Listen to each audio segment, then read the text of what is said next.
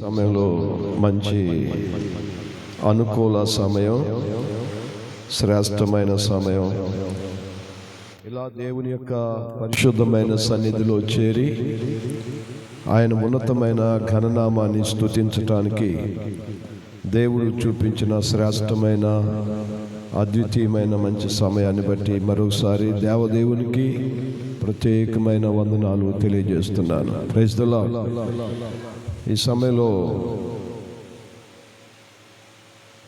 ఈ శ్రేష్టమైన మందిర నిర్మాణము జరుగుతున్న సమయంలో నేను మీతో కలిసి ఈ సహవాసంలో ఈ రాత్రి దేవుణ్ణి మహింపరచటానికి, ఆయన్ని ప్రకటించటానికి దేవుడు అనుగ్రహించిన శ్రేష్టమైన సదవకాశాన్ని బట్టి ఇది దేవుడు అనుగ్రహించిన సమయముగా భావిస్తూ మరి దేవునికి వందనాలు తెలియజేస్తున్నాను. Praise the lord.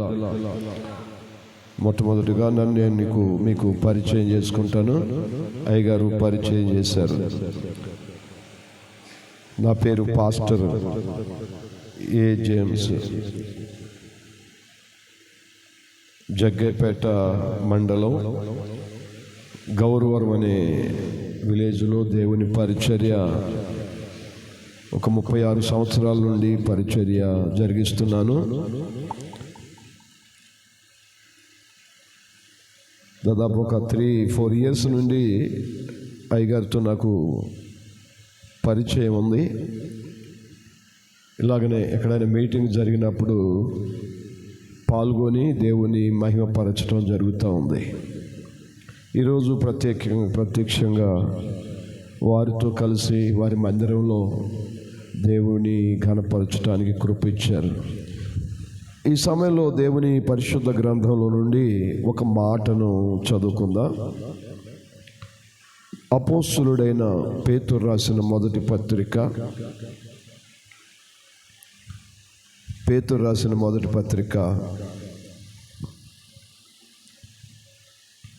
4వ అధ్యాయము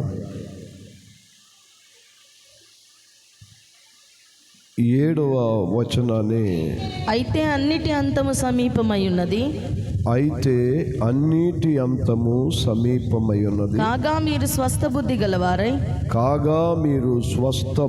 ప్రార్థనలు చేయుటకు మెలకుగా ఉండుడి.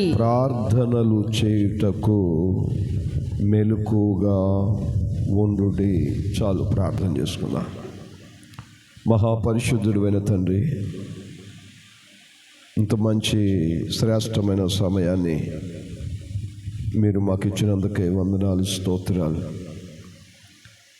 ప్రజలు మీ వారు, నేను నీ వాడను,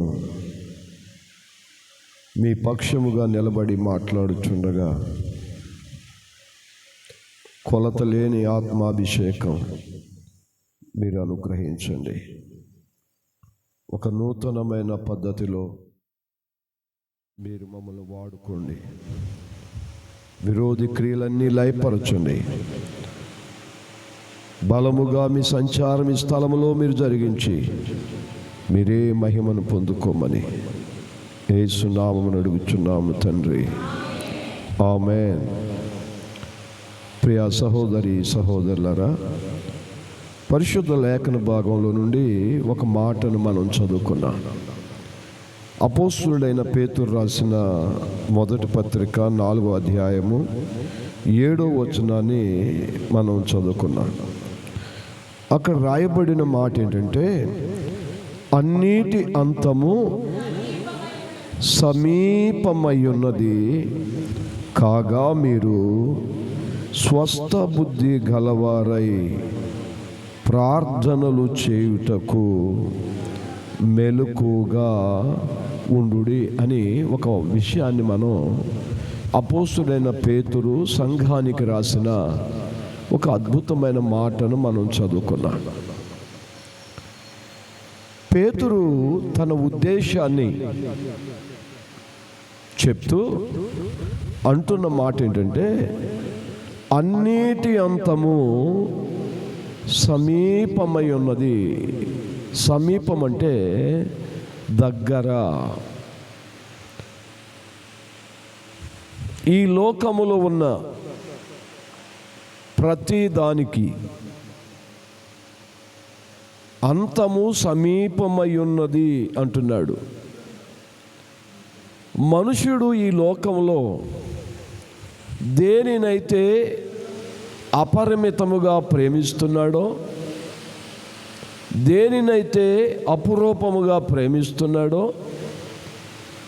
దేనినైతే ఎక్కువగా కోరుకుంటున్నాడో, దేని కొరకైతే మనుష్యుడు వాటి చుట్టూ తిరుగులాడుచున్నాడో, అవన్నీ కూడా అంతమైపోయే కాలము సమీపమై ఉన్నది అని పేతురు భక్తుడు ఆత్మచేత నింపబడిన వాడై ఆ దినాలలో ఉన్న సంఘానికి ఒక అద్భుతమైన వర్తమానాన్ని చెప్తూ అంటున్నాడు. మీరు అన్నిటి అంతము సమీపమై ఉన్నది గనుక మీరు స్వస్థ బుద్ధి గలవారై మెలకువగా ఉండి ప్రార్థన చేయుడి అన్నాడు. స్వస్థ బుద్ధి అన్నాడు. ఈ చివరి కాలంలో సార్వత్రిక క్రైస్తవ సంఘమైన మనందరికీ దేవుడు చెప్తున్న శ్రేష్టమైన మాట ఏంటంటే, మనము దేవుని రాజ్యములో ఉండాలంటే, దేవునితో యుగయుగాలు ఆనందించాలంటే, అంతము లేని కాలము దేవుని యొక్క మహిమను మనం అనుభవించాలంటే, ఈ లోకములో ఉన్నప్పుడే మనుష్యుడు స్వస్థ బుద్ధి గలవాడై మెలకువగా ఉండి ప్రార్థన చేయాలని ఒక అద్భుతమైన మాట సంఘానికి చెప్తూ పేతురు ఈ మాట రాస్తున్నాడు. స్వస్థ బుద్ధి అంటే జబ్బు లేని బుద్ధి అని అర్థం.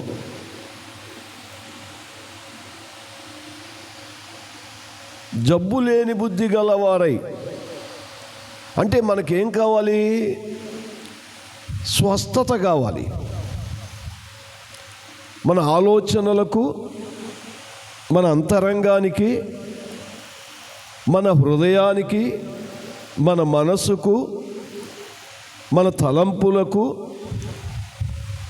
ఈ లోకములో ఉన్నప్పుడు దేవుని ప్రజలుగా, దేవుని బిడలగా, ఆయన సన్నిధిలో జీవించుచున్న మనకు ఈ లోకంలో మనం శ్రేష్ఠులుగా దేవుని ఎదుట కనబడాలి అంటే మొట్టమొదటిగా మనకు ఉండాల్సింది ఏంటంటే స్వస్థ బుద్ధి గలవారై మెలకువగా ఉండి ప్రార్థన చేయుడి.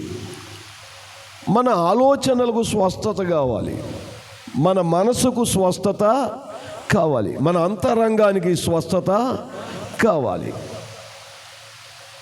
ఆ స్వస్థత లేకపోతే మనం విశ్వాసులుగా, దేవుని బిడలంగా, దేవుని సొత్తుగా, దేవుని ప్రజలంగా మనం ఎక్కువ కాలం మన విశ్వాసాన్ని కొనసాగించలేము. ఎక్కువ కాలం ఆత్మీయులుగా మనం ఉండలేము, పరిశుద్ధులుగా మనం ఉండలేము. ఎదుగుదల మనలో ఉండదు. ఎందుకంటే రోగి ఎదగటం మనం ఎప్పుడు చూడలేదు. ఆరోగ్యం కలిగిన వాడు ఎదుగుతాడు, కానీ జబ్బున్నవాడు ఎదుగుతాడా? క్షీణించిపోతాడు. కనుక మొట్టమొదటిగా మనకు స్వస్థత కావాలి. ఆత్మీయంగా మనం ఏం చేయబడాలి? ఆత్మీయంగా స్వస్థపరచబడాలి, మనం నూతనపరచబడాలి. ఆత్మీయంగా ఉండేవాడే మెలకువ కలిగి ప్రార్థన చేస్తాడు అని దేవుని వాక్యము సెలవిస్తూ ఉంది. ఆది కాండంలో ఒక మనుషుని గురించి మీతో మాట్లాడాలని నేను ఆశపడుతున్నాను. ఆది కాండం 15వ అధ్యాయము 17, 18 వచనాలను మనం చదువుకుందాం. మరియు ప్రొద్దుగుంకి ఆ, కటిక చీకటి పడినప్పుడు ఆ ప్రొద్దుగుంకి కటిక చీకటి పడినప్పుడు రాజుచున్న పొయ్యి అగ్ని జ్వాలయును కనబడి అగ్ని జ్వాలయు కనబడి ఆ ఖండముల మధ్య నడిచిపోయెను. ఆ దినమందే యెహోవా చాలమ్మా 10-11 వచనాలు కూడా మనం చదువుకుందాం. అతడు అవన్నీ తీసుకొని వాటిని నడుమకు ఖండించి దేని ఖండమును దాని ఖండమునకు ఎదురుగా నుంచెను. పక్షులను అతడు ఖండింపలేదు. గద్దలు ఆ కళేబరముల మీద వాలినప్పుడు అబ్రాము వాటిని తోలివేసెను. ప్రొద్దుగుంకపోయినప్పుడు అబ్రహామునకు గాఢ నిద్ర పట్టెను. భయంకరమైన కటిక చీకటి అతని కమ్మగా ఆయన నీ సంతతి వారు తమది కాని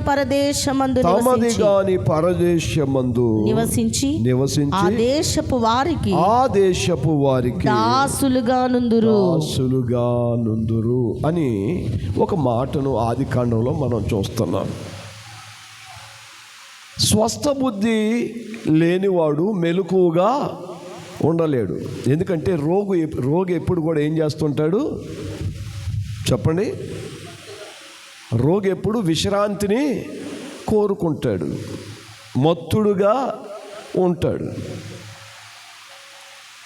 బలహీనంగా ఉంటాడు, చురుకుగా ఉండలేడు, నిద్రావస్థలో ఉంటాడు. స్వస్థ బుద్ధి గలవారై మెలకువగా ఉండి ప్రార్థన చేయుడని దేవుడు సెలవిచ్చాడు. ఈ ఆదికాండంలో రాయబడిన ఒక మాటను మనం చదివినప్పుడు అక్కడ అబ్రహామును గూర్చి దేవుడు ఒక మాట చెప్పాడు.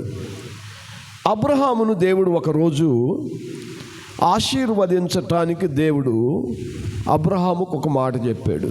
అబ్రహామా, ఇంతవరకు నీవు నా సన్నిధిలో చాలా చక్కగా నడుస్తున్నావు. నీ బంధువులను, నీ స్నేహితులను, నీ తండ్రి ఇంటి వారిని, నీ తల్లి ఇంటి వారిని, నీ జన్మస్థలాన్ని విడిచి నా కొరకు నీవు ప్రయాణమై వెళుతున్నావు. నీ ప్రయాసానికి తగిన ప్రతిఫలాన్ని నేను ఇవ్వబోతున్నాను, ఆశీర్వదించబోతున్నాను, నిన్ను దీవెనకరంగా చేయబోతున్నాను. భూజనములలో నేను ఒక గొప్ప శ్రేష్ఠునిగా చేయబోతున్నాను, నిన్ను దీవెనకరంగా చేయబోతున్నాను. నేను చెప్పినట్లు నీవు చేస్తే ఆ ఆశీర్వాద గడియలో నేనేం చేస్తున్నానంటే ఆశీర్వదిస్తున్నాను, ఆశీర్వదించటానికే నేను నిన్ను పిలిచాను చెప్పాడు. దేవుడు ఏం చెప్పాడంటే అబ్రహాంకి, ఇదిగో నీవు నాకు బలి అర్పించు, పశువులను తీసుకొని బలి అర్పించు, పక్షులను తీసుకొని కూడా బలి అర్పించు.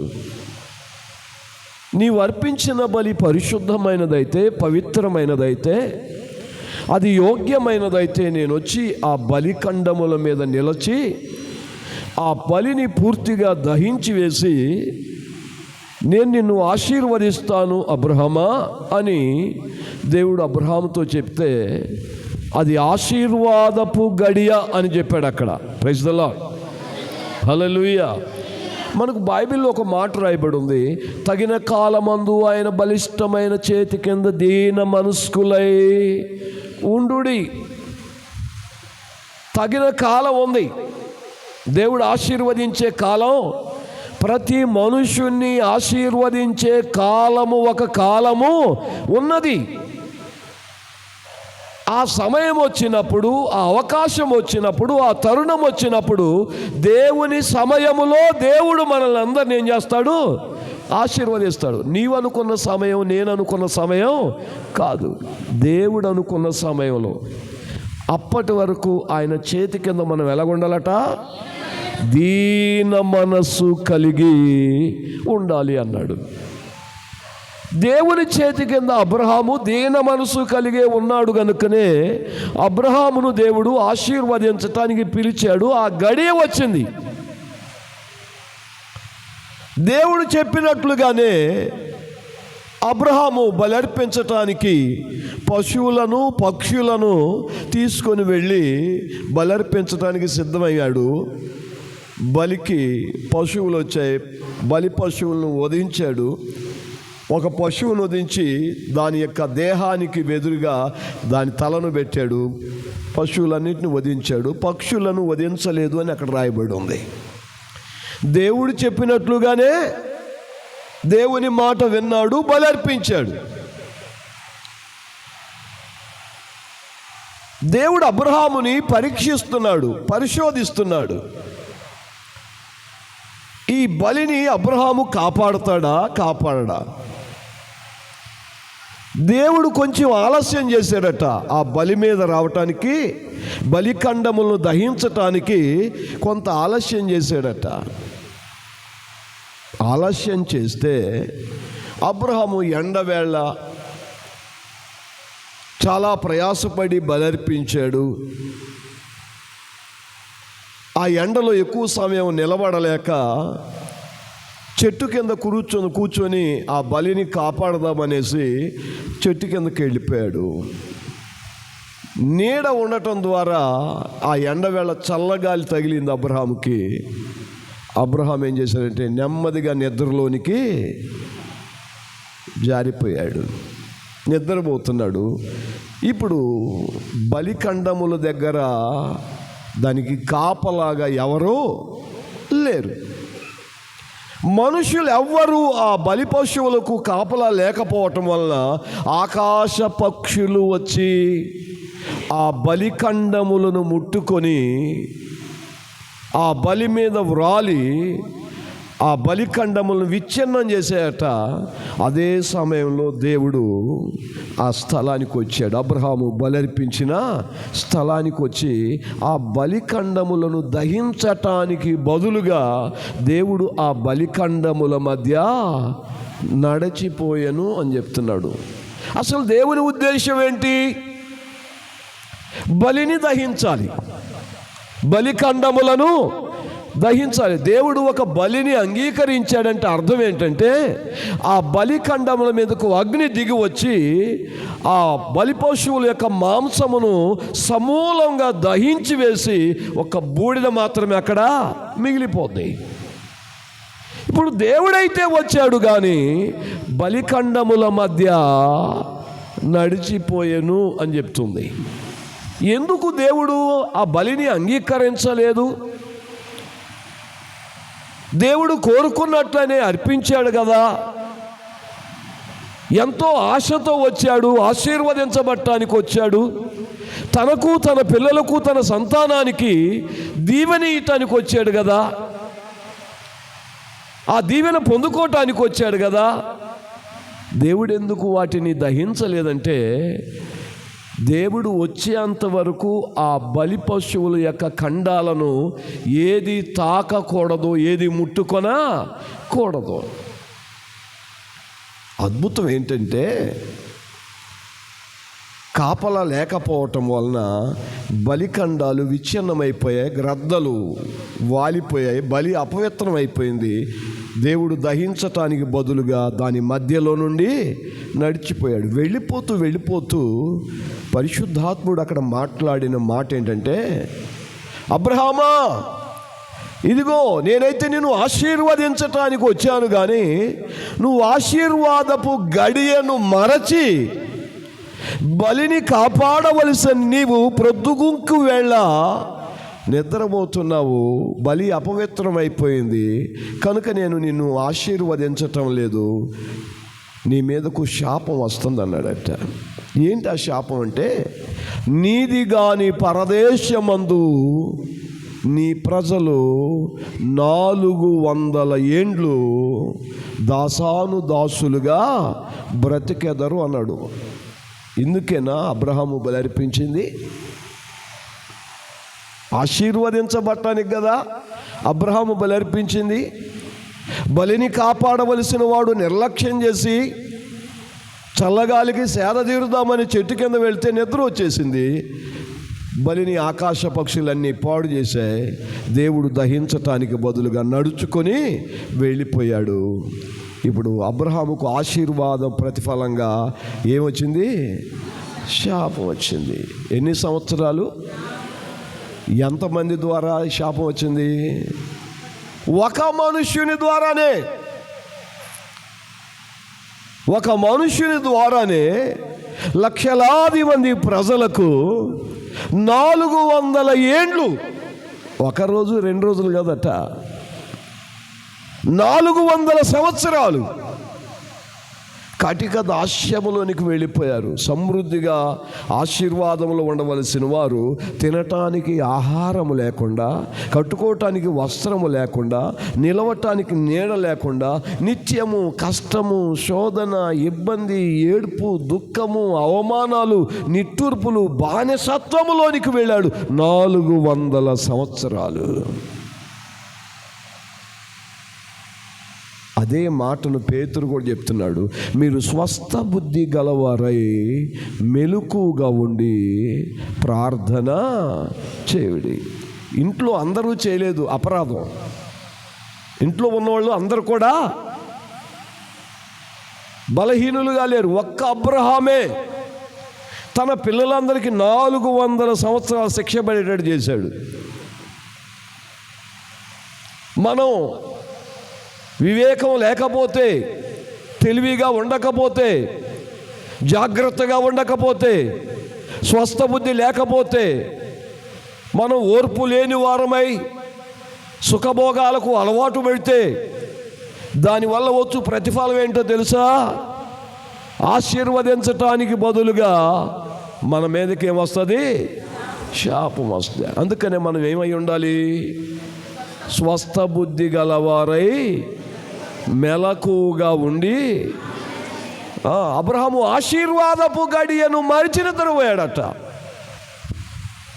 ఆనాడు అబ్రహామే కాదు, ఈ అంచె దినాలలో ఉన్న దేవుని సంఘము కూడా ఆశీర్వాద గడియను మరిచిపోయి, ఆయన వస్తున్నాడన్న సంగతి కూడా మరిచిపోయి సుఖభోగములలో జీవిస్తూ దేవునికి దూరముగా ఉంటున్న ప్రజలు ఎందరో ఉన్నారు.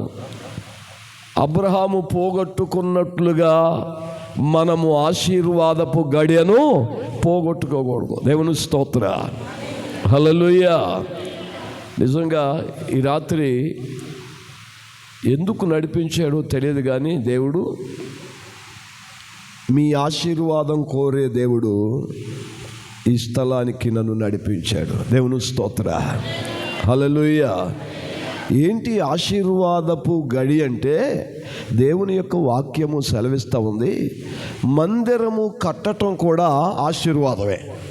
ప్రైజ్ ది లార్డ్, హల్లెలూయా, హల్లెలూయా. మందిరం కట్టడం కూడా ఆశీర్వాదమే.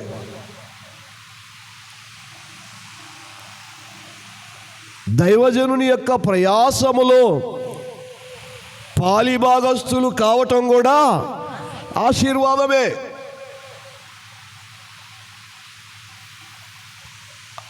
అందరికీ రాదు, అన్ని సమయాల్లో దొరకదు.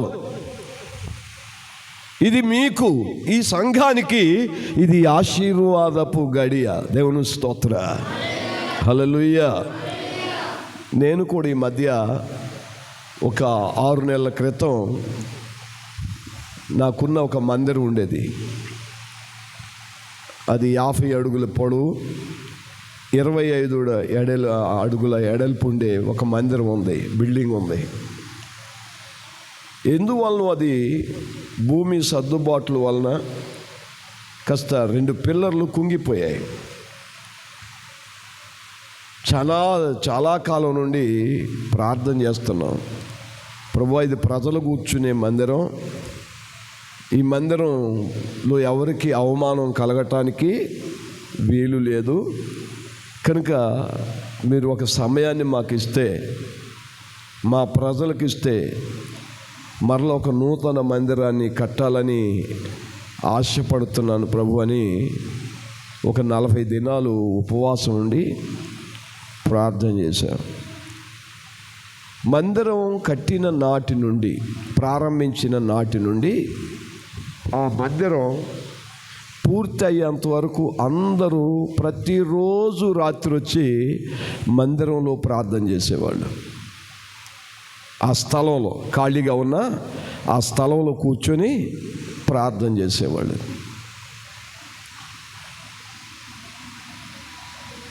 దానికంటే పెద్ద మందిరం నిర్మించాం. ఆ మందిరం 75 అడుగుల పొడవు, 40 అడుగుల ఎడల్పు.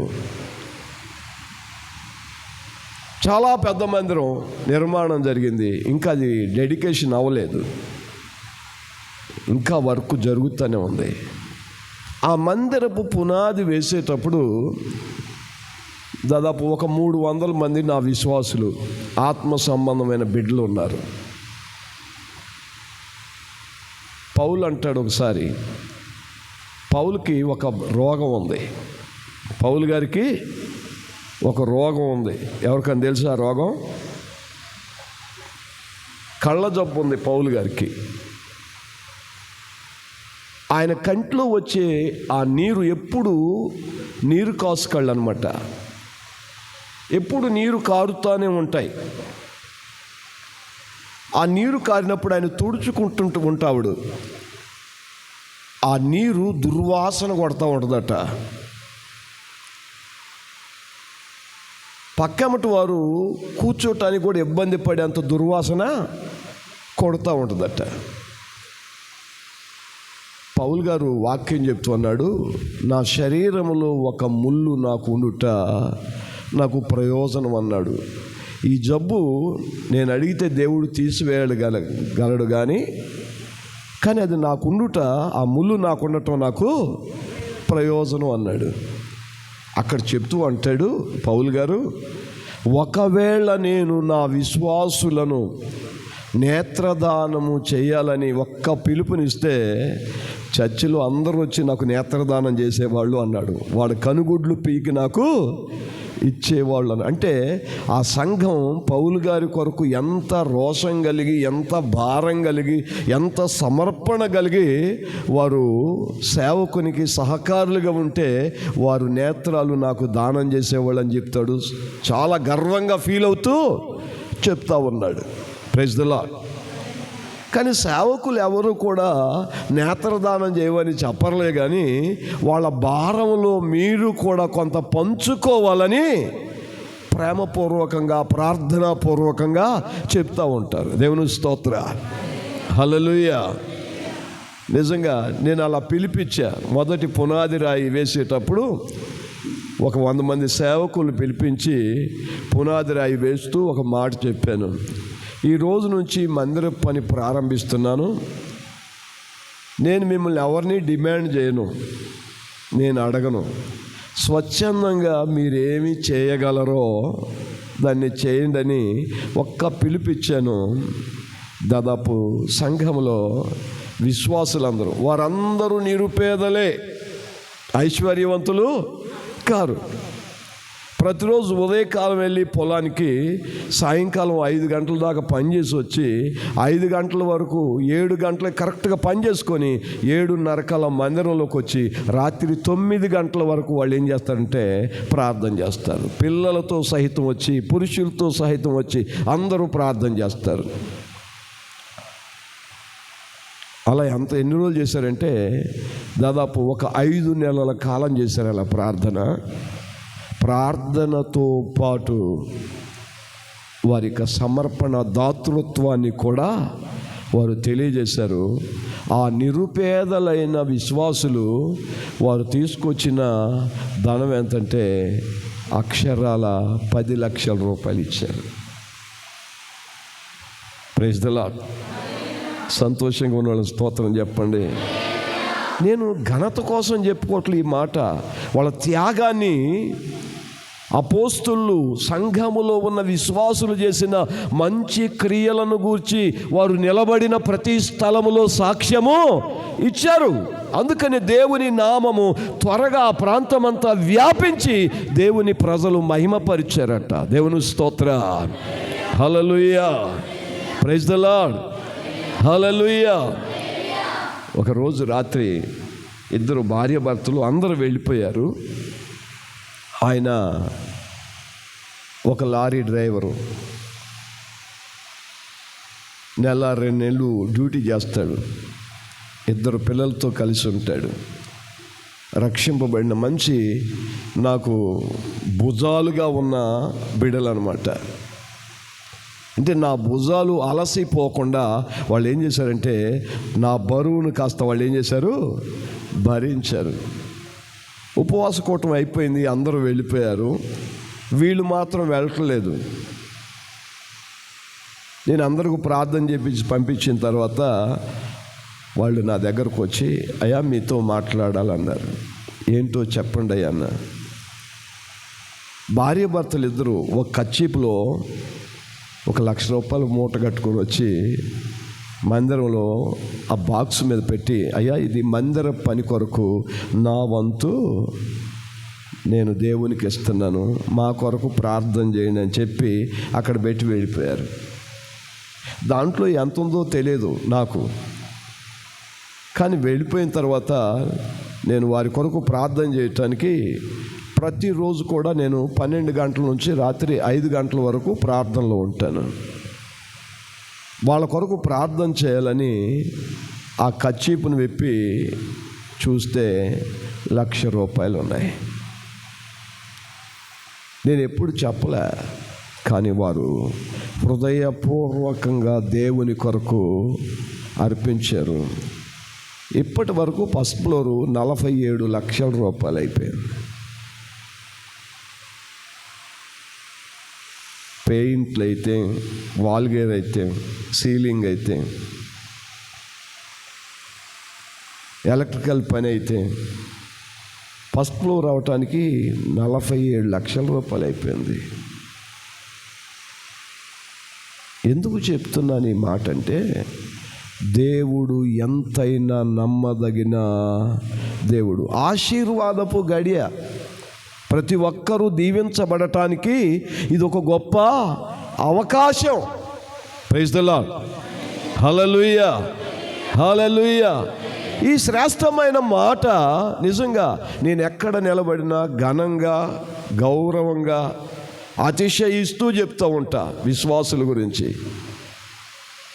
మీరు ఎంత చేస్తున్నారో నాకైతే తెలియదు, కానీ సేవకుని ప్రయాసాన్ని మీరేం చేయాలి, ఆ భుజాలను మీరు ఆదుకోవాలి. దేవుని స్తోత్ర, హల్లెలూయా.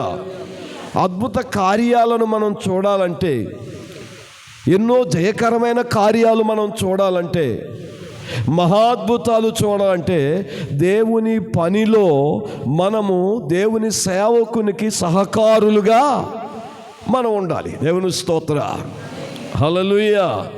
ప్రార్థన చేయాలి, పరిచర్య చేయాలి, మన దాతృత్వాన్ని కూడా మనము మన చేతుల ద్వారా చూపించాలి, క్రియాత్మకంగా చూపించాలి. ఒకసారి యేసుక్రీస్తు దగ్గరికి ఊచ కుడి చేయగలిగినోడు వచ్చాడు. ఊచ చెయ్యట, ఏ చెయ్యది? ఊచ చెయ్యి ఎలాగుంటుంది? బలంగా ఉంటుందా, బలహీనంగా ఉంటుందా? పక్షవాయు వచ్చిన చెయ్యి అనుకోండి, ఆ చెయ్యి సన్నగా ఉంటుంది. ఆ చెయ్యి బాగా పీక్కపోయింది వెనకాకి, చెయ్యి చాపలేడాడు. యేసుప్రభు దగ్గరకు వచ్చి అన్నాడు, యేసుప్రభువా, నేనే పని చేసుకోలేకపోతున్నాను, నన్ను స్వస్థపరచవా అని అడిగాడు.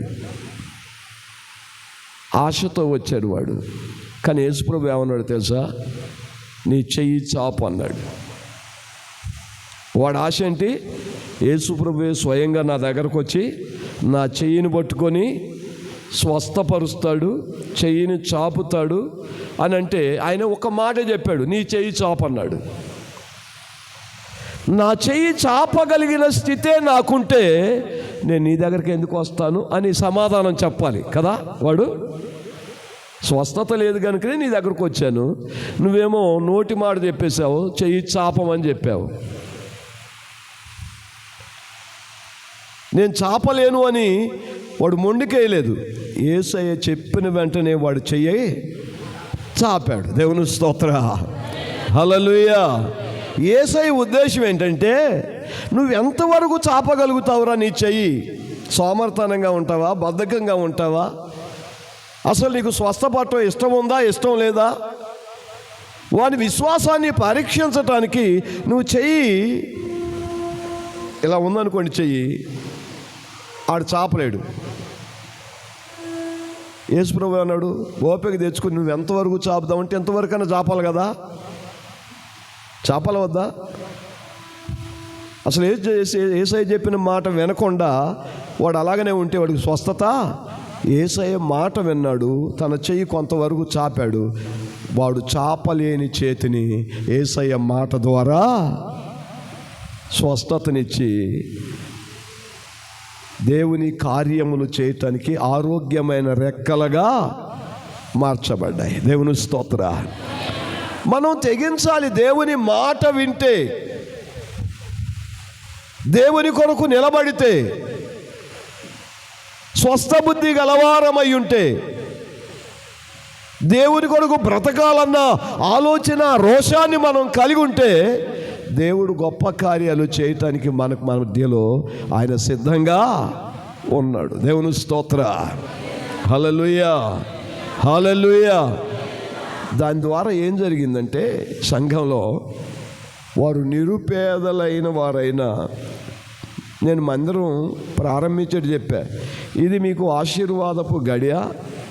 ఎవరైతే మీ చేతులు చాపి దేవుని కొరకు త్యాగం చేయగలుగుతారో, ఈ మందిరం అయిపోయే లోపల మీ జీవితాలని ఆశీర్వాదకరంగా మార్చబడతాయని చెప్పినప్పుడు వాళ్ళు విన్నారు. నిజంగా ఈరోజు వస్త్రము లేని వారికి వస్త్రము, గృహము లేని వారికి గృహము. ఈరోజు త్రాగుబోతులు, బలహీనులు, దేవునికి దూరస్తులు ప్రభు దగ్గరకు వచ్చి సమర్పణ కలిగి ఉంటే ఇవాళ వాళ్ళు పెద్ద పెద్ద లారీ ఓనర్లు అయిపోయారు. దేవుని స్తోత్ర. హల్లెలూయా. ఒక్కొక్కడు 2 లారీలు, 4 లారీలు, 6 లారీలు కొనుక్కొని మంచి ఈరోజు సంపాదనలో ఉన్నారు. ఆశీర్వదించాడు దేవుడు. కారణం ఏంటంటే వారి త్యాగం, వారి సమర్పణ, వారు కనబరిచిన దేవుని పట్ల వారికి ఉన్న ప్రేమ. Praise the lord. హల్లెలూయా.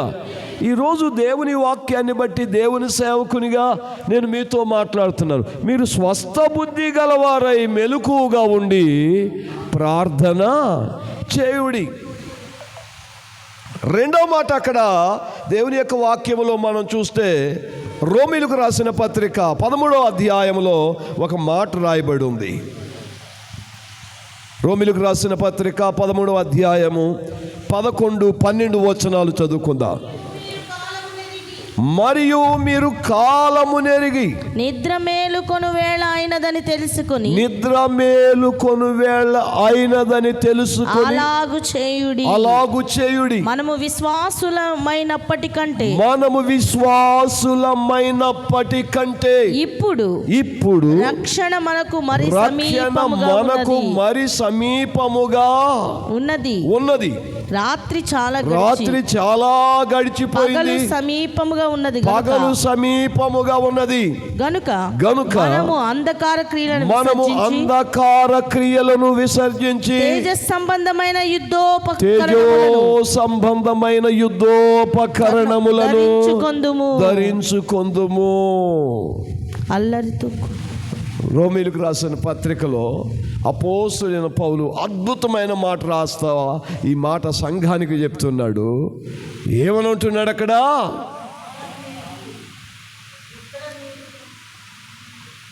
మీరు నిద్ర మేలుకొను వేళైనది, తేజో సంబంధమైన యుద్ధోపకరణములను ధరించుకోవాలి. రాత్రి చాలా గడిచిపోయింది, పగలు సమీపముగా ఉన్నది. ఇప్పుడు మనం అదే ఏ కాలంలో ఉన్నామట? రాత్రి కాలములో ఉన్నామట. సంఘం ఏ కాలంలో ఉంది? రాత్రి కాలంలో ఉంది, చీకటి కాలంలో ఉంది. ఇంక కొన్ని రోజులకి, నేడో రేపో ఎప్పుడు వేసి వస్తాడో తెలియదు. తేజో సంబంధమైన యుద్ధోపకరణాలు ధరించాలి. నీతి సూర్యుడైన యేసు క్రీస్తు యొక్క నీతి కిరణాలు భూమి మీద త్వరలో పడటానికి సిద్ధంగా ఉన్నాయి. పగలు సమీపముగా ఉన్నదట. Praise the lord. యేసుక్రీస్తు వచ్చినప్పుడే సంఘానికి పగలు. రాత్రి దేనికి గుర్తు? చీకటికి గుర్తు, భయానికి గుర్తు, శ్రమకు గుర్తు, శోధనకు గుర్తు, అవమానాలకు గుర్తు, నిట్టూర్పులకు గుర్తు. రేపు యేసుక్రీస్తు ఈ లోకానికి వచ్చినప్పుడు, నీతి సూర్యుడైన యేసుక్రీస్తు వచ్చినప్పుడు ఈ చీకటంతా తొలగిపోద్ది. ఆ నీతి సూర్యుని వెలుగులో యుగ యుగాలు ఆనందించబోతున్నాం. దేవుని స్తోత్రం. హల్లెలూయా. రోమా సంఘానికి అద్భుతమైన వర్తమానం చెప్తూ అంటున్నాడు, రాత్రి చాలా గడిచిపోయింది, పగలు అంటే 3/4 రాత్రి గడిచిపోయింది, తెల్లవారే సమయం ఆసన్నమైంది, నీతి సూర్యుడు త్వరగా రాబోతున్నాడు కనుక మీరు తేజో సంబంధమైన యుద్ధోపకరణములను ధరించాలి అని దేవుని వాక్యం చెప్తుంది. చాలా అద్భుతమైన మాట. పేతురు ఏం చెప్పాడో రోమా సంఘానికి పౌలు కూడా అదే చెప్తున్నాడు. పౌలు కాలానికి పేతురు కాలానికి కొంత వ్యత్యాసం ఉన్నా ఇద్దరు ఒకే వ్యక్తిని గురించి చెప్తున్నాడు, ఒకే కాలాన్ని గురించి చెప్తున్నాడు, ఒకే సమయాన్ని గురించి వాళ్ళు చెప్తున్నారు. వాళ్ళిద్దరూ ఒక దగ్గర కూర్చొని రాయలేదు ఈ పత్రికలో. పేతురు ఎక్కడో ఉండి రాశాడు, రోమా పత్రిక పౌలు ఎక్కడో ఉండి వ్రాశాడు. ఎక్కడెక్కడ వేరు వేరు స్థలాల్లో కూర్చొని వ్రాసినా ఒకే సమయాన్ని గురించి చెప్తున్నారు, ఒకే విషయాన్ని గురించి చెప్తున్నారు, ఒకే దేవుని గురించి చెప్పగలుగుతున్నారు. Praise the lord. ఇంకొక మాట కూడా అక్కడ చాలా అద్భుతంగా వ్రాశాడు, చాలా ఆశ్చర్యకరంగా ఆ మాటను మనం చూడగలుగుతాం. దేవుని స్తోత్రం. హల్లెలూయా. అపోస్తలుల కార్యముల గ్రంథం 24వ అధ్యాయము 25వ వచనాన్ని మనం చదువుకుందాం. ఆశా నిగ్రహమును గూర్చియు రాబోవు విమర్శను గూర్చియు ప్రసంగించుచుండగా ఫేలిక్స్ మిగుల భయపడి, ఇప్పటికి వెళ్ళుము, నాకు సమయమైన నిన్ను పిలువనంపింతునని చెప్పెను. దేవుని స్తోత్రం. హల్లెలూయా. ఈ అపోస్తలుల కార్యముల గురించి ఒక మాట రాయబడి ఉంది. ఆయనట నీతిని గూర్చియు ఆశా నిగ్రహమును గూర్చియు రాబోవు విమర్శన దినమును గూర్చియు మీకేం చేస్తాడట? బోధిస్తాడట. దేవుని స్తోత్రం. పౌలు కూడా ఇదే మాటల గురించి చెప్తున్నాడు. పేతురు ఏం చెప్పాడో, రోమా పత్రికలో పౌలు ఏం చెప్పాడో, అపోస్తలుల కార్యములో కూడా అదే చెప్తున్నాడు. అంటే ఒక సంగతిని గురించే చెప్తున్నారు ఇక్కడ. దేవుని స్తోత్రం. ఒక రోజు రాబోతుంది, అది విమర్శనా దినం, అది త్వరగా రాబోతుంది. ఆయన ఒప్పింపజేస్తాడు. ఆ దినము రాకముందే మీరేం చేయాలో తెలుసా? మెలకువగా ఉండి ప్రార్థన. సంఘానికి ఈ కాలం ఏ కాలం అంటే ప్రార్థన చేసే కాలం. దేవుని స్తోత్రం. పరమగీతాల్లో ఒక అద్భుతమైన మాట అంటాడు, పిట్టలు కోలాహలము చేయు కాలం వచ్చెను, పావుర స్వరం మన దేశములో వినబడుచున్నది, అంజూరపు చెట్లు పక్వమగుచున్నవి, ద్రాక్ష చెట్లు పూత పట్టి సువాసన ఇచ్చుచున్నవి. దేవుని స్తోత్రం.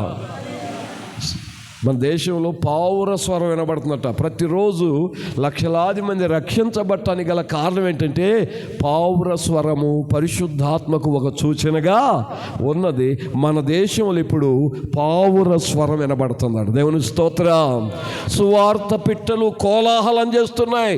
ఎక్కడ చూసినా ఇలాంటి కూడికలు, ఉపవాస కూడికలు, ఉజ్జీవ కూడికలు, సువార్త కూడికలు, ఆరాధన అనుభవాలు దేశమంతటా ఎక్కడ చూచినా కూడా దేవుని మహిమ విరివిగా ప్రకటించబడటానికి గల కారణం ఏంటంటే ఆయన త్వరగా రాబోతున్నాడు. ఆయన సంఘాన్ని ఆయన ఏం చేస్తున్నాడు? సిద్ధపరుస్తూ ఉన్నాడు. దేవుని స్తోత్రం, హల్లెలూయా. కనుక మనం ఏం చేయాలంటే ఆ స్వరాన్ని వినాలి. ఇంకా ఈ లోకము వైపు చూస్తూ, లోకములో ఉన్నవారి వైపు చూస్తూ, లోకము నెమ్మదిగా ఉన్నది, సంతోషంగా ఉన్నది, ఇప్పుడు తొందరేమీ లేదని అన్యులు చెప్పుకుంటారు. అయితే మనం అలాగ ఉండకూడదట. ఆయన త్వరగా రాబోతున్నాడు. ఆయన ఎప్పుడు వస్తాడా అని ఎదురు చూస్తూ ప్రతిరోజు మనం మెలకువగా ఉండాలట. దేవుని స్తోత్రం, హల్లెలూయా, హల్లెలూయా, హల్లెలూయా, ప్రైజ్ ద లార్డ్. ఒకసారి ఒక యజమానుడు ఒక ఉద్యానవనాన్ని నాటాడట. ఉద్యానవనాన్ని నాటి దాన్ని ఒక తోటమాలికి అప్పగించి ఆయన దేశాంతరం వెళ్ళిపోయాడు. ఎప్పుడు వస్తానో చెప్పలేదు. ఆయన పనివాడిని పెట్టి వెళ్ళిపోయాడు. ఆ పనివాడితో చెప్పాడు, ఇదిగో ఈరోజు నేను నీ చేతికి అప్పగిస్తున్నప్పుడు ఈ తోట, ఈ ఉద్యానవనం ఎంత అందంగా, ఆహ్లాదంగా, సుందరంగా ఉన్నదో, నేను వచ్చినప్పుడు కూడా ఈ తోట అలాగనే ఉండాలి. దానికి నువ్వు పనిచేస్తున్నందుకు, శ్రమ పడుతున్నందుకు, కష్టిస్తున్నందుకు నేను నీకు జీతం ఇస్తున్నాను. నేను వచ్చినప్పుడు కూడా ఈ తోట ఎప్పుడున్నట్టుగానే ఉంటే మరెక్కువగా నేను నీకు ఇస్తానని చెప్పి వెళ్ళిపోయాడు. 1 సంవత్సరం అయింది, రాలేదు. 2 సంవత్సరాలు అయింది, రాలేదు. 3 సంవత్సరాలు అయింది, రాలేదు. 9 సంవత్సరాలు అయింది, రాలేదు. 10 సంవత్సరాలు అవుతుంది, రాలేదు. అయిన పనివాడు ప్రతిరోజు తన యజమానుడు అప్పగించినాడు ఎలా అందంగా దాన్ని ఉంచాడో, ప్రతిరోజు ఈ 10 సంవత్సరాలు ఎప్పుడు కూడా పనివాడు విశ్రమించలేదు, సోమరిగా ఉండలేదు. ప్రతిరోజు ఆ తోటని సుందరంగానే తయారు చేస్తున్నాడట. ఆ తోటను చూడటానికి ఒక వినోద యాత్రికుడు ఆ తోటలోకి వచ్చి ఆ తోటను చూడటానికి, అప్పుడప్పుడు మనం పార్కులు చూస్తాం కదా, పార్కులు చూసినప్పుడు అందంగా ఉంటే ఈ పార్క్ ఎవరిదని ఆరాధిస్తూ ఉంటాం, అడుగుతూ ఉంటాం. ఎవరు ఇక్కడ పనిచేసిందని అందంగా ఉంది, దీని యజమానుడు ఎవరని మనం అడుగుతూ ఉంటాం. ఆ తోటను చూడటానికి వచ్చిన ఒకడు ఈ తోటమాలి దగ్గరకు వచ్చి పని చేస్తూ ఉంటే, బాబు ఈ తోట ఎవరిది అన్నాడట. అయ్యా మా యజమానుడిది అన్నాడట. మరి ఆయన ఎక్కడుంటాడు అన్నాడట. ఆయన చాలా కాలం అయితే దూరదేశం వెళ్ళిపోయాడు, ఆయన ఇది నా చేతికి అప్పగించాడు, మరి ఎప్పుడు వస్తానని చెప్పాడు అంటే, ఎప్పుడు వస్తాడో తెలియదు, ఇప్పుడే వస్తాడు అన్నట్లుగా నేను దీన్ని ప్రతిరోజు కూడా శ్రద్ధతో కాపాడుతున్నాను అన్నాడు. దేవుని స్తోత్రం. ఆయన చెప్పాలి కదా ఎప్పుడు వస్తానో, ఆయన చెప్పలేదు. నేను ఎప్పుడు వస్తానో తెలియదు, అకస్మాత్తుగా వస్తా. నేను అప్పగించినాడు ఎలాగుందో నేను వచ్చినాడు కూడా అలాగనే ఉండాలని చెప్పాడట. ఆ చూడటానికి వచ్చిన వాడితో అంటున్నాడట, మరి సంవత్సరం కాదు 2 సంవత్సరాలు 10 సంవత్సరాలు అవుతుందట మీ యజమాని రాక, ఆయన వచ్చినప్పుడు బాగు చేసుకోవచ్చుగా, ఇప్పుడే ఎందుకు ఎంత అందంగా ప్రతిరోజు శ్రమ పడుతున్నావు అంటే, నా యజమానుడు నాకు బాధ్యతను అప్పగించాడు, ఆ బాధ్యతను నేను విశ్రమించలేను, ఆయన మాట నేను త్రోసివేయలేను, నేను ఊరక చేయట్లేదు, ఆయనకి జీతానికి చేస్తున్నాను. జీతానికి చేసిన ఇంత కష్టపడాల్సిన పని లేదు కదా, రేపు వస్తానని కబురు పెట్టినప్పుడు ఈరోజు బాగు చేసుకోవచ్చుగా, ప్రతిరోజు దీనికోసం కష్టపడతావంటే ఎప్పుడూ కాదు, ఈరోజే ఈ గంటలోనే వస్తాడు నా యజమానుడు అన్నట్లుగా నేను దీన్ని సిద్ధం చేస్తున్నాను. సంఘము కూడా వాయిదాలు వేసుకొని యేసయ్య వచ్చినప్పుడు చూసుకుందాంలే అనుకోవటం కాదు, ఆయన ఈ క్షణమే వస్తాడు అన్నట్లుగా సంఘం ఎప్పుడు కూడా సిద్ధంగా ఉండాలి అని దేవుని వాక్యము సెలవిస్తూ ఉంది. దేవుని స్తోత్రం. హల్లెలూయా, హల్లెలూయా. ఇంకొక మాటను అక్కడ పరిశుద్ధ లేఖన భాగంలో మనం చూడగలిగితే చాలా ఆశ్చర్యకరమైన మాటను దేవుని వాక్యములో మనం చూస్తాం. మత్తయి సువార్త 26వ అధ్యాయం 41వ వచనం.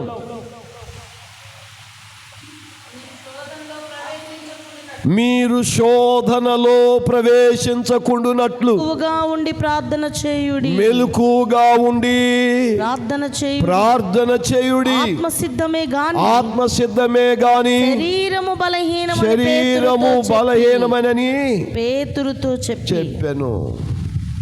మీరు శోధనలో ప్రవేశించకుండునట్లు మెలకుగా ఉండి ప్రార్థన చేయుడి.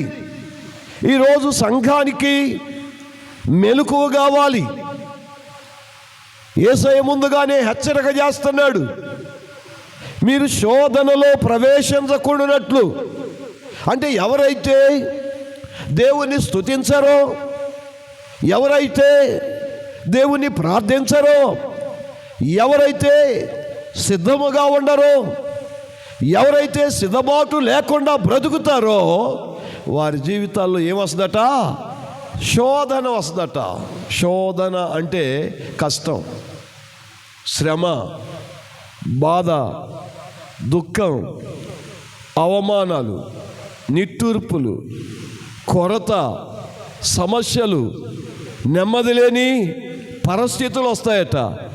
మెలకువ. అందుకనే సంఘానికి ఒక అద్భుతమైన మాట చెప్తున్నాడు, మీరు శోధనలో ప్రవేశించకుండునట్లు మెలకుగా ఉండి ప్రార్థన చేయుడి. అంటే ఎవరైతే మెలకుగా ఉంటారో, ఎవరైతే ప్రార్థన చేస్తారో వారికి శోధన దూరంగా ఉంటుందని అర్థం. Praise the lord. హల్లెలూయా. నువ్వు శోధనలో నుండి జయం పొందాలి అంటే, శోధన నీ దరికి రాకూడదు అని నువ్వు ఆలోచన కలిగి ఉంటే, నువ్వు దేవుని సన్నిధానంలో మెలకువ ఆసక్తితో నువ్వు ప్రార్థించే వ్యక్తిగా ఉండాలి.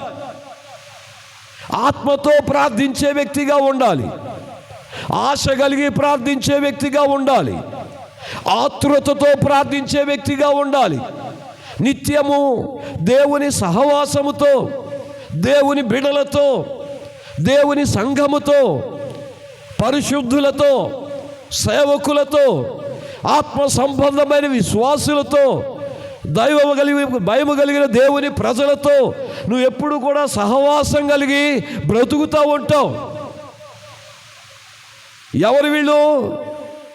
మెలకువ కలిగిన వారు, వివేకము కలిగిన వారు, శోధనకు దూరముగా ఉండేవారు, బలహీనతలను జయించేవారు, శత్రువును తరిమేవారు, దేవుని రాజ్యము కొరకు బ్రతికేవారు, అపవాదిని ఎప్పుడు కూడా తరిమి వేస్తూ ఉంటారు.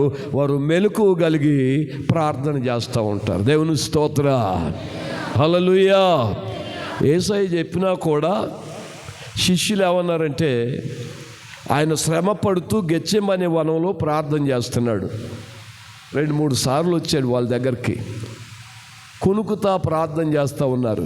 3వసారి వచ్చి యేసుప్రభు ఏమన్నాడంటే, ఇదిగో మనుష్య కుమారుడు దొంగల చేతికి అప్పగించబడే సమయం ఆసన్నం అయిపోయింది, ఇక మీరు వెళ్ళి విశ్రాంతి తీసుకోండి అన్నాడు. మెలకువ కలిగి ప్రార్థించమని చెప్పిన యేసయ్య మాటలో ఉన్న ఆంతర్యాన్ని వాళ్ళు గమనించలేదు, గ్రహించలేదు.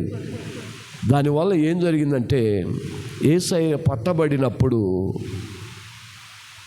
రోమీలు వచ్చి వాళ్ళని ఆయన పట్టుకున్నప్పుడు వీళ్ళంతా చెదరిపోయిరి అని చెప్తున్నాడు. Praise the lord. ఆ శోధన రాకముందే హెచ్చరిక చేశాడు. ఈరోజు సంఘము కూడా శోధనలో ప్రవేశించకుండా ఉండాలంటే నువ్వు సహవాసానికి చాలా దగ్గరగా ఉండాలి. దేవుని స్తోత్రం. సంఘానికి చాలా దగ్గరగా ఉండాలి. ఆత్మీయులకు సేవ చాలా దగ్గరగా ఉండాలి. సేవకులకు చాలా దగ్గరగా ఉండాలి. సంఘములో నిరంతరం మందిరానికి నీకు అనుబంధం ఏర్పడాలి. ఇలాంటి వారు ఎన్నడూ శోధనలో ప్రవేశించరు. దేవుని స్తోత్ర. హల్లెలూయా, హల్లెలూయా. రాబోతున్న శోధన కాలములో నువ్వు తప్పించబడాలంటే ఇప్పటి నుండే నువ్వేం చేయాలంటే మెలకువ కలిగి ఉండాలి. Praise the lord. హల్లెలూయా. ఉన్నాయా? చేతులు ఉన్నాయా అందరికీ? ఇక్కడికి తెచ్చారా? చేతులు తెచ్చారా? Praise the lord. Hallelujah, hallelujah. ఎందుకు పాస్టర్ గారు చేతులు పైకెత్తండి అంటారంటే, చేతులు మనం ఎప్పుడైతే పైకెత్తామో స్తుతి పైకి వెళ్ళిపోద్దట. మనం చేసే స్తుతి దేవుని సింహాసనం దగ్గరికి వెళ్ళిపోద్దట. సింహాసనాన్ని స్తుతి ఏం చేస్తుందట? కదిలిస్తుందట. సింహాసనం కదిలించబడినప్పుడు ఆశీర్వాదం ప్రజల మీదకి వస్తుందట. Praise the lord. అందుకని సేవకులు పనిలేక కాదు మీకు చెప్పేది. ఎందుకు స్తుతి చేయమంటారంటే, నువ్వు స్తుతి చేసిన ప్రతిసారి ఆ స్తుతి పరలోకానికి వెళ్ళి దేవుని సింహాసనాన్ని కదిలిస్తుంది. దేవుని సింహాసనములో నుండి దేవుని మహిమ భూమి మీదకి దిగొచ్చి ప్రజలను ఆశీర్వదిస్తూ ఉంటుంది. Praise the lord.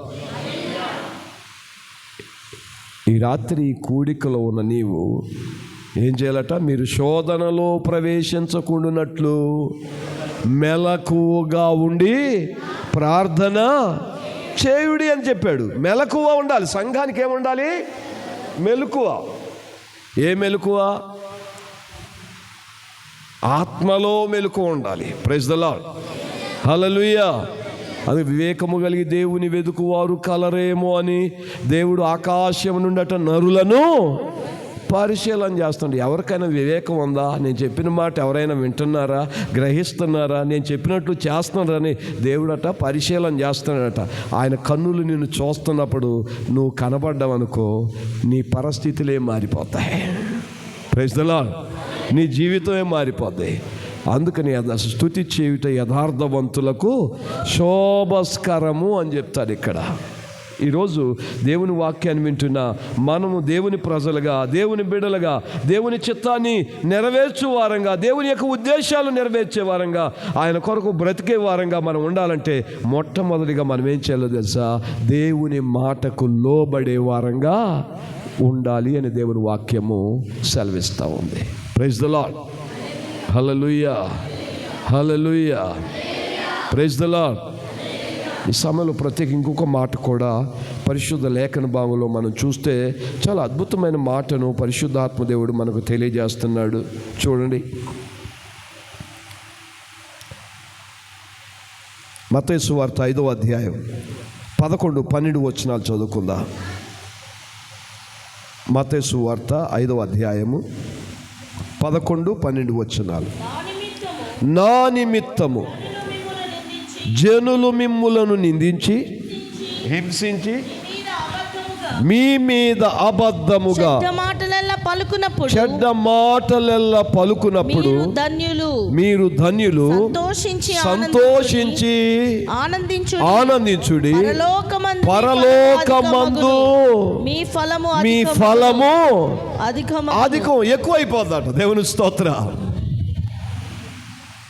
ఇలా మనం ఉపవాస కోటాలకు వస్తుంటే, ఉద్యోగ కోటాలకు వస్తుంటే, ఇలాగా అయ్యగారు పెట్టినట్లుగా ఈ 72వ గంటల ప్రార్థన కదా, ఇలాంటి కూడికలు పెడతా ఉంటే వీళ్ళకి పని బాటలేదు. ఎప్పుడు ప్రార్థన, ఇంటికి రావటం, ప్రార్థనకి వెళ్ళటం, ఇంటికి రావటం, ప్రార్థన. జనులకి మనల్ని చూస్తే కాస్త ద్వేషం కలుగుద్ది. అయినా కూడా సంతోషించి, నా నిమిత్తము జనులు మిమ్మల్ని నిందించి హింసించి మీ మీద చెడ్డ మాటలు పలుకున్నప్పుడు మీరు ధన్యులు, సంతోషించి ఆనందించండి. అప్పుడు పరలోకమందు మన ఫలం అధికమైందట. Praise the lord. హల్లెలూయా. మనం మాట పట్టడానికే కొంచెం ఇబ్బంది పడుతూ ఉంటాం. యేసయ్య శరీరం అంతటా దున్నువారు ఆయన శరీరమును నాగల చాళ్ళవలే దున్నిరి అన్నాడు. అంటే ఎంతగా కొట్టబడ్డాడట? నేను ఒకసారి ఇలాగనే దున్నువారు ఆయన శరీరం నాగల చాల వల్లే దున్నిరి అని ఆ వాక్యాన్ని జ్ఞాపకం చేసుకుంటూ దాని కొరకు చాలా నేను బుక్ సెంటర్కి వెళ్ళి కొన్ని పుస్తకాలు కొనుక్కుంటాను. నాకున్న అలవాటు ఏంటంటే ఎప్పుడైనా విజయవాడ వస్తే 2-3 గంటలు బుక్ సెంటర్లో కూర్చొని ఏది మంచి పుస్తకం చూసుకొని ఆ పుస్తకాన్ని ఎంత వెలిచ్చైనా తీసుకొని పోయి దాన్ని చదువుతూ ఉంటాయి. దాని గురించి యెషయా గ్రంథాన్ని గురించి ఒక మాట నేను చదివాను. ఆ పుస్తకాన్ని చదువుతున్నప్పుడు దాంట్లో ఏమి రాయబడి ఉందంటే, రోమీయుల యొక్క కొరడాలకి 6 గాలాలు ఉంటాయట. ఎన్ని గాలాలు ఉంటాయట? కొరడా చివర కుచ్చులు ఉంటాయి కదా చర్ణకోలకి. తెలుసా చర్ణకోల అంటే? పశువులను అల్లించటానికి, ఎద్దులను కొట్టడానికి వాడతారన్నమాట. వాటికి సురుకు బాగా నొప్పి రావటానికి చివరన సైన్ అంటే తోలుతో తయారు చేయబడిన కుచ్చులను అల్లి దాంతో కొడతా ఉంటాడు. ఇలాగంటే చాలు, చాలా ఒళ్ళంతా జలదరిచ్చిపోయేటట్లు అవి చురుగ్గా నడుస్తాయి. దెబ్బ పడినప్పుడల్లా కొంచెం వేగం పెంచుతాయన్నమాట. ఆ కుచ్చులకి ఒక్కొక్క కుచ్చు గట్ట 6 గాలాలు ఉంటాయట. 6 గాలాలు ఒకసారి చర్ణకోలతో వీపు మీద కొడితే ఒక చేప గుచ్చే గాలం చిన్నదైనా చేపని బలంగా బయటికి లాక్కొని వస్తుంది. రోమీల కొరడాలకు గుచ్చే గాలాలట అవి చిన్న గాలాలు కదట, పెద్ద గాలం చాలా పదునుగా ఉంటాయట. ఒక్కసారి వీపు మీద కొడితే అక్కడ ఉన్న మాంసమునంతటినీ లాక్కొని వస్తాయట. ఎన్నో దెబ్బలు ఆయన తిన్నాడు కనుకనే దున్నువారు ఆయన వీపుని నాగల చాళ్ళవలే దున్నిరి. అంటే వీపులో మాంసం ఏమీ లేకుండాట కొట్టినప్పుడల్లా మాంసపు కొరడాలు లాగుతుంటే వీధులు ఆ మాంసపు ముక్కలట వీధుల్లో పడి ఓ చల్లా చెదురుగా పడేయట. అంత హింస పొందాడు. హింస పొంది ఆయన సంతోషించాడట. దేవుని స్తోత్ర, హల్లెలూయా. ఆయన ఏ నొప్పి బాధ అని కూడా ఏమాత్రం దూషించకుండా కొట్టే వాళ్ళని క్షమించుకుంటూ మన కొరకు ఆయన శిలువ మీద తన త్యాగాన్ని చేశాడు. ఆయన మరణించకపోతే మనకు విడుదల ఉండేది కాదు, విమోచన ఉండేది కాదు, రక్షణ ఉండేది కాదు, స్వస్థత ఉండేది. అందుకనే ఆయన పొందిన దెబ్బల చేత మనకేం కలుగుతుంది? స్వస్థత కలుగుచున్నది అంటాడు ఇక్కడ. Praise the lord, hallelujah. ఈరోజు దేవుని సంఘముగా నా నిమిత్తము జనులు మిమ్ములు నిందించి హింసించి మీ మీద చెడ్డమాటలు పలుకునేప్పుడల్లా ధనులు సంతోషించి ఆనందించుడి, పరలోకమందు మీ ఫలము అధికమగును. ప్రైజ్ ది లార్డ్, హల్లెలూయా. ఆయన సేవను భుజాల మీద పెట్టారు. ఎప్పుడుదా కాపాడాలంటే మేము ఈ సేవని ఆయన వచ్చేంతవరకు ఈ సంఘాన్ని కాపాడుతూ ఉండాలి. దేవుని స్తోత్ర, హల్లెలూయా. అనేక దెబ్బలు, అనేక అవమానాలు, అనేక నిందలు, అనేక నిట్టూర్పులు, అనేక కరువులు, అనేక ఇబ్బందులు, అనేక అవమానాలు, వీటట్టిని తట్టుకొని మమ్మల్ని మేము మెప్పించుకుంటూ మిమ్మల్ని కూడా మెప్పించటానికి క్రీస్తు న్యాయపీఠం ఎదుట మిమ్మల్ని అందరినీ సిద్ధపరచాలన్న ఉద్దేశం చేత ఈ శ్రమకు వచ్చి దేవుని పనిని జరిగిస్తూ ఉన్నాం. ఈ పని భారాన్ని మీరు కూడా సేవకునికి సులువుగా చేయాలి. ప్రైజ్ ది లార్డ్, హల్లెలూయా. అంటే సేవకుని భుజాన్ని ఏం చేయాలి? కాచేవారుగా ఉండాలి. అయ్యా మేము కూడా కొంచెం మీ బరువుని మోస్తాము అనేవారులాగా ఉండాలి. Praise the lord. ఇక్కడ ఉన్నారు ఎవరన్నా భారాన్ని మోసేవాళ్ళు ఉన్నారా? ఎవరు లేరా? సేవకుని భారాన్ని మోసేవాళ్ళు ఎవరు లేరా? Praise the lord. సేవకుని భారాన్ని మోయాలి. ప్రైజ్ ది లార్డ్, హల్లెలూయా, హల్లెలూయా, హల్లెలూయా. ఎక్కలేని ఎత్తైన కొండ ఎక్కించుము నన్ను పరిశుద్ధ కొండ, ఎక్కలేని ఎత్తైన కొండ.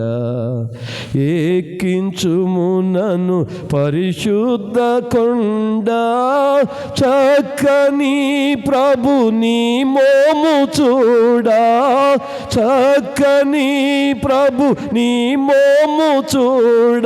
నీ కొరకేను వెదకేను దేవా, నాకొకసారి కనిపించరావా.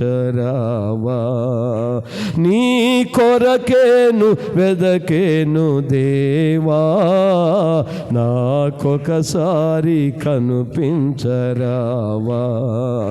ప్రభు మొర వినవా, ప్రభు మొర వినవా, నీ కొరకేను వెదకేను దేవా, నాకొకసారి కనిపించరావా. నీ కొరకేను వెదకేను దేవా, నాకొకసారి కనిపించరా. వెగటు కలిగే ఈ లోకమేగా, యుగ యుగాలు నీతో నుండాగా. వెగటు కలిగే ఈ లోకమేగా, యుగ యుగాలు నీతో నుండాగా. నీ గుడారములో నుందునుగా, నీ గుడారములో నందునుగా. నీ కొరకేను వెదకేను దేవా, నాకొకసారి కనిపించరావా. నీ కొరకేను వెదకేను దేవా, నాకొకసారి కనిపించరావా. ప్రభు మొర వినవా, ప్రభు మొర వినవా, నీ కొరకేను వెదకేను దేవా, నాకొకసారి కనిపించరావా. నీ కొరకేను వెదకేను దేవా, నాకొకసారి కనిపించరావా. Praise the lord. హల్లెలూయా. ఈ లోకాన్ని చూచినప్పుడు ఈ లోకం మనకేం కలగాలట? వెగటు కలగాలట, దీన్ని అసహించుకోవాలట. Praise the lord. ఆయన గుడారంలో యుగ యుగాలు ఉండాలంటే ఈ లోకంలో ఉన్నప్పుడు ఈ లోకాన్ని ఎవరైతే అసహించుకుంటారో, ద్వేషిస్తారో, దేవునికి ఎవరు సమీపంగా ఉంటారో వారు దేవుని రాజ్యములో ఉండటానికి ఇష్టపడిన వారిగా దేవుడు అంగీకరిస్తాడు. Praise the lord. Hallelujah, hallelujah, hallelujah. నిజంగా దేవుని యొక్క వాక్యము సెలవిస్తుంది. యాకోబు పత్రికలో ఒక మాట చెప్తాను. యాకోబు పత్రిక 5వ అధ్యాయం 8-9 వచనాలను మనం చూసినప్పుడు, ప్రభు రాక సమీపించుచున్నది గనుక మీరును ఓపిక కలిగి ఉండుడి, మీ హృదయములలో స్థిరపరుచుకొనుడి. సహోదరులారా, మీరు తీర్పు పొందకుండునట్లు మీ నిమిత్తము సనగకుడి. న్యాయాధిపతి వాకిట నిలబడ్డాడు. Praise the lord. హల్లెలూయా. ప్రభు రాక సమయం. యాకోబు పత్రికలో కూడా యాకోబు పౌలు ఏం చెప్పాడో, పేతురు ఏం చెప్పాడో, మత్తయి ఏం చెప్పాడో, యాకోబు కూడా అదే మాటని చెప్తున్నాడు. ఇదిగో న్యాయాధిపతి వాకిట నిలబడి ఉన్నాడట. ఎక్కడున్నాడట ఆయన ఇప్పుడు? Praise the lord. ఎక్కడున్నాడు ఇప్పుడు యేసయ్య? వాకిటిలో ఉన్నాడంటండి. ఇంకొక దగ్గర ఉండండి. ఇదిగో తలుపు నొద్ద నిలుచుని నేను తట్టుచున్నాను. యాకోబు పత్రికలేమో వాకిట్లో అన్నాడు. ఇంకొక దగ్గర ఏమంటాడు తెలుసా? ఇదిగో నేను తలుపు నొద్ద నించుని తట్టుచున్నాను, ఎవడైనను నా స్వరము విని తలుపు తీసిన యెడల అతనితో నేను, నాతో కూడా అతడు కలిసి భోజనము చేసేదము అంటాడు. చూసారా? అంటే వాకిట దాటుకొని వచ్చాడు, తలుపు దగ్గర నిలబడ్డాడట. ఇప్పుడు ప్రైజ్ ద లార్డ్. తలుపు దళసరి ఎంత ఉంటుందండి? తలుపు మందం ఎంత ఉంటుంది? ఒక అంగుళం ఉంటుందండి. తలుపు చెక్క ఎంత ఉంటుంది? ఒక అంగుళం ఉంటుంది. దాని దళసరి ఎంత ఉంటుంది? అంటే దేవుడికి మనకి ఎంత దూరంలో ఉన్నాం మనం? ఒక అంగుళం దూరంలో ఉన్నాం. ఇదిగో న్యాయాధిపతి త్వరగా వచ్చుచున్నాడు, తలుపు దగ్గరనే ఉన్నాడు, మీ ద్వారములు తీయటానికి సిద్ధంగా మీరు ఉండాలి. ఎవరు ఎప్పుడు రాసినా, ఎక్కడ కూర్చొని రాసినా అందరూ ఒకే వ్యక్తిని గురించి, ఒకే కాలాన్ని గురించి, ఒకే రాకని గురించి, ఒకే న్యాయాధిపతిని గురించి వాళ్ళు చెప్తా ఉన్నారు. ప్రైజ్ ది లార్డ్, హల్లెలూయా.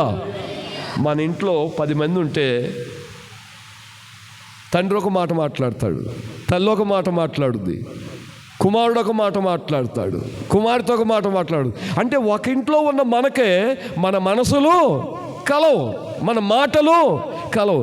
కానీ వారు వేరు వేరు కాలాలలో ఉన్న అందరూ ఒకే విషయాన్ని గురించి చెప్పారు, ఒకే వ్యక్తిని గురించి చెప్పారు, ఒకే రాకను గురించి చెప్పాడు. అందరూ ఒకే మాట పలుకుచున్నారు. వారికి 100 సంవత్సరాల వ్యత్యాసం ఉన్నా వారు ఒకే క్రీస్తుని గురించి ప్రకటించుచున్నాడు. ఆయన రాకను గురించి చెప్తున్నాడు. ఇదిగో న్యాయాధిపతి వాకిట నిలబడి ఉన్నాడు, హృదయపు వాకిట నిలబడి ఉన్నాడు. మారువలసి పొందాలి. ఇంకో మాట చెప్తాడు అపోస్తలుడైన పౌలు ఎఫెసీయులకు రాసిన పత్రికలో ఒక అద్భుతమైన మాట చెప్తాడు. చూడండి, ఎఫెసీయులకు రాసిన పత్రిక 6వ అధ్యాయం 18వ వచనంలో అంటాడు ఒక మాట. ఆత్మ వలన ప్రతి సమయమునందును ప్రతి విధమైన ప్రార్థనలను విజ్ఞాపనలు చేయుచు ఆ విషయమై సమస్త పరిశుద్ధుల మిత్తమును పూర్ణమైన పట్టుదలతో విజ్ఞాపన చేయుచు మెలకువగా ఉండి. ఈయన కూడా అదే చెప్తున్నాడు. Praise the lord. పౌలు గారు కూడా అదే చెప్తున్నాడు. పూర్ణమైన పట్టుదలతో ప్రార్థన చేయుటకు మెలకువగా ఉండుడి, సిద్ధబాటు కలిగి ఉండుడి. ఇదిగో సూర్యోదయం కాబోతుంది, నీతి సూర్యుని కిరణాలు భూమి మీద పడబోతున్నాయి. ఇక చీకటి అంతమైపోద్ది, సమస్యలు తీరిపోతాయి. అంతము లేని కాలం, యుగ యుగాలు ఆయనతో ఆనందించాలంటే మెలకువగలిగి ప్రార్థన చేయండి. సంఘమా, ఈ 72 గంటల ప్రార్థన మిమ్మలను మెలకువగా ఉంచటం కోసమే. ప్రైజ్ ది లార్డ్, హల్లెలూయా. మీరు ఆత్మలో మెలకువగా ఉండాలి, సిద్ధబాటు కలిగి ఉండాలి. ప్రభు రాకకు సేదో సంబంధమైన ఈ దోపకరణాలను ధరించుకొని ఆ నీతి సూర్యుని ఎదుర్కోవాలన్న ఉద్దేశం చేతనే ఈ ప్రార్థన, ఈ యాచనలు, ఈ కృతజ్ఞతాస్తుతులు, ఈ విజ్ఞాపనలు, ఈ ఆరాధనలు దేనికోసం అంటే మిమ్ములను సిద్ధబాటు చేయుట కొరకే. దేవుని స్తోత్ర, హల్లెలూయా, హల్లెలూయా, ప్రైజ్ ది లార్డ్, హల్లెలూయా. దేవుని సంఘానికి ఇది కడవరి గడియ, చివరి గడియ కనుక మెలకు ఉండాలి. ప్రార్థించువాడే, ప్రైజ్ ది లార్డ్. బుద్ధి లేని కన్యకుల గురించి చెప్తూ ఒక మాట అంటాడు, చాలా అద్భుతమైన మాట అంటాడు. మెలకువగా ఉన్నవారట దీపాలను వెలిగించుకున్నారట, నూనె ఉందట, పెండ్లి కుమారుడు వస్తున్నాడని బోరధ్వని వెంటనే వాడు దీపాలు పట్టుకొని సిద్ధపడి లోపలికి వెళ్ళిపోయారట. అంతటా తలుపు వేయబడెను అన్నాడు అక్కడ. ఆయన ఇప్పుడు రాడులే, ఎప్పుడో వస్తాడులే. జన సమూహాల ధ్వని వినబడుతుందిలే, బోర వినబడుతుందిలే. అప్పుడు వెంటనే లేచి ప్రజలతో పాటు మనం సిద్ధపడి లోపలికి వెళ్ళిపోవచ్చు అని నిర్లక్ష్యంగా ఉండి నిద్రకే వెళ్ళిపోయారు. ఆయన వచ్చే సమయానికట దీపాలలో నూనె లేదట. బుద్ధి లేని వారు అయిపోయారు.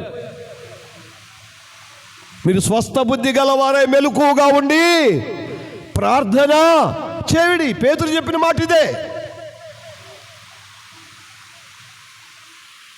ఈరోజు ఈ కూడిక నీ ఆశీర్వాదం కోరే, ప్రభు రాకకు సిద్ధపడాలన్నా, నీ ప్రార్థనలు ఫలించి నువ్వు అద్భుతమైన ఆశీర్వాదం పొందాలన్నా ఈ ప్రార్థన కూడికలు, ఈ యొక్క సహవాసం నీకు ఆశీర్వాదములోనికి నడిపించుట కొరకే దేవుడు ఏర్పాటు చేశాడు. దీన్ని నువ్వు ఏమాత్రం నిర్లక్ష్యం చేసినా, అశ్రద్ధ చేసినా మన జీవితాల్లో మనం ఆశీర్వాదాన్ని కోల్పోవటం ఖాయం.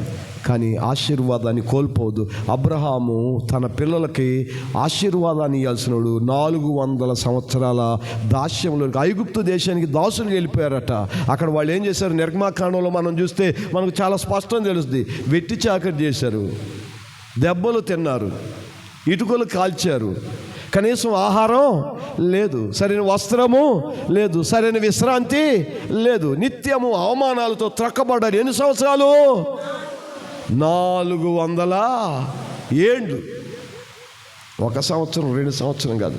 నీ పిల్లలకు ఆశీర్వాదపు గడియను నువ్వు పంచాలనుకుంటే, ఆశీర్వాదాన్ని పంచాలంటే ఇప్పుడే నువ్వు మెలకువగలిగి ప్రార్థించాల్సిన సమయము ఆసన్నమైంది.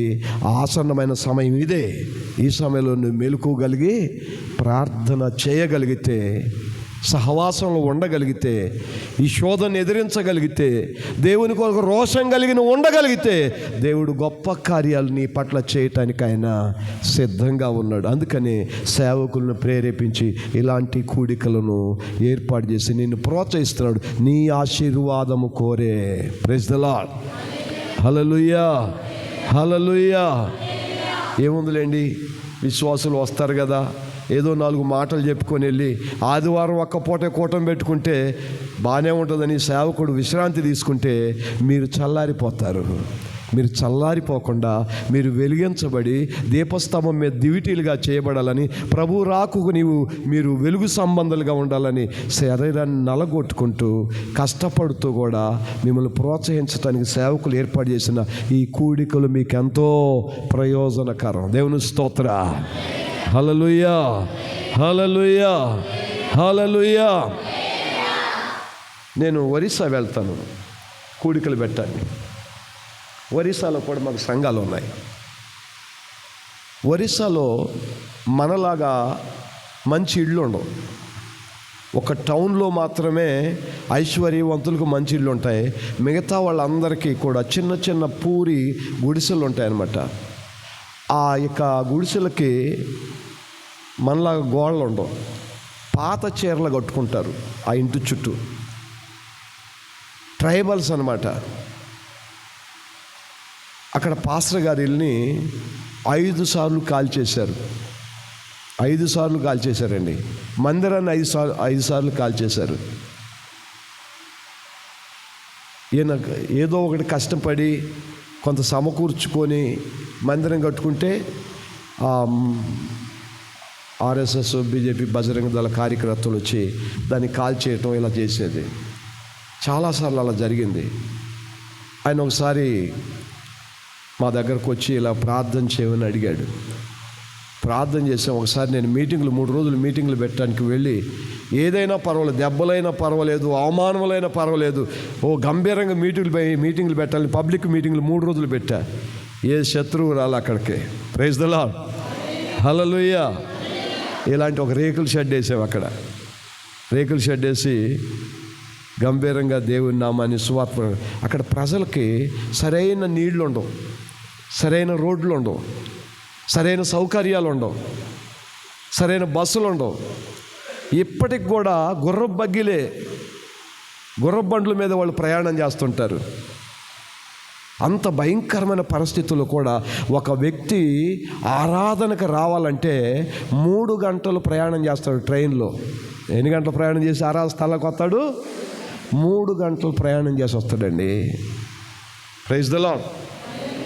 మనకి ఇక్కడ అడుక్కోక సంఘం ఉంటుంది, కానీ ఒక వ్యక్తి ఆరాధనకు వెళ్ళాలంటే 3 గంటలు ప్రయాణం చేయాలి. 3 గంటలు వెతుక్కొని ఎక్కడ మందిరం ఉందని వెతుక్కొని ప్రయాణం చేసి 3 గంటలు కష్టపడి ప్రయాణం చేసి ఆరాధనకు వచ్చేసి సాయంకాలం దాకా ఆరాధనలో పాల్గొని మళ్ళా 3 గంటల ప్రయాణం చేసి తన స్వస్థలానికి వెళ్తాడు. మనం అంత ప్రయాసం లేకుండా ఆంధ్రప్రదేశ్ రాష్ట్రానికి గొప్ప ఆశీర్వాదాన్ని, ఐశ్వర్యాన్ని ఇచ్చాడు. ఏంటంటే గొప్ప సంఘాలను, సేవకులను దేవుడు ఇచ్చాడు.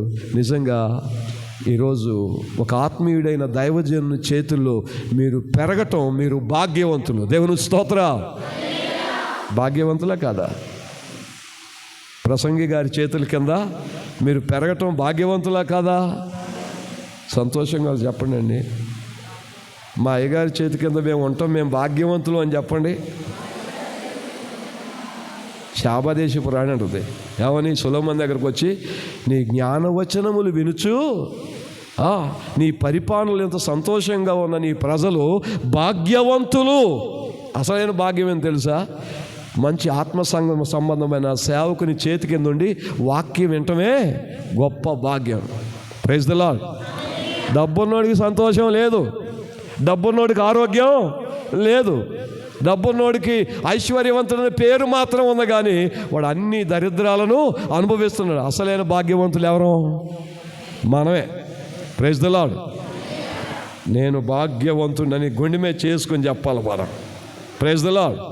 ఎవరమాట? భాగ్యవంతులు. ఏ భాగ్యం? యేసుక్రీస్తుని కలిగి ఉన్నాడు, అన్నీ కలిగి ఉన్నట్టే.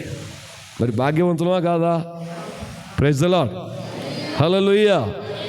కనుక ఈ పరిచర్యలో ఇంకా ముందుకు సాగిపోవాలంటే యేసయ్య వచ్చుచున్న ఈ చివరి దినాలలో మనం ఏం చేయాలో తెలుసా? ఎక్కువగా మెలకుగా ఉండి ప్రార్థన. స్వస్థ బుద్ధి. జబ్బు కలిగిన బుద్ధి ఉంటే ఆ రోజు పైకి ఎత్తబడం. ఏ బుద్ధి? జబ్బు కలిగిన బుద్ధి అంటే దానికి ఏముంది? రోగం ఉంది. ఆ మనిషికి ఏముంది? రోగం ఉంది. పాపం పోతే రోగం పోదట. Praise the lord. రోగం పోతే ఆరోగ్యంగా ఉంటావట. ఆరోగ్యంగా ఉంటే దేవుని రాకకి ఎత్తబడతావట. Praise the lord. నువ్వు ఆత్మీయంగా ఉండాలి, ఆత్మీయుడిగా ఉండాలి. సంఘానికి కొందరు మానుకుంటున్నట్లుగా సమాజంగా కూట మానక ఆ దినము వచ్చు కొలది మరెక్కువగా ఎలాగూ చేయుడు అంటాడు. యేసయ్య వచ్చుతున్న చివరి దినాలు ఎక్కువగా సంఘం కూడుకోవాలి, ప్రార్థించాలి. ఉపవాస కూటాలు, జాగరణాలు, ఉద్యమ కూటాలు, సువార్త కూటాలు. ఎక్కడ అవకాశం దొరికితే అక్కడ దేవుని మందిరంతో సహవాసం కలిగి ఉన్న క్రైస్తవ బిడలు ఎప్పుడు కూడా తొట్టిళ్ళను పడిపోరు, బలహీనులు కారు. శత్రువు వారికి దూరంగా ఉంటాడు. శోధనలో పడకుండా జయ జీవితం కలిగి జీవిస్తూ ఉంటారు. అలాంటి కృప ఈ రాత్రి పరిశుద్ధాత్మ దేవుడు నీకివ్వాలంటే స్వస్థ బుద్ధి కలిగి మెలకుగా ఉండి ప్రార్థన చేయాలి. అలా చేయగలిగిన వ్యక్తులు దీవెనకరంగా ఉండగలుగుతాడు. దేవుడి మాటలను దీవించునుగాక. అందరూ ఒకసారి లేచి నిలబడదాం. అందరూ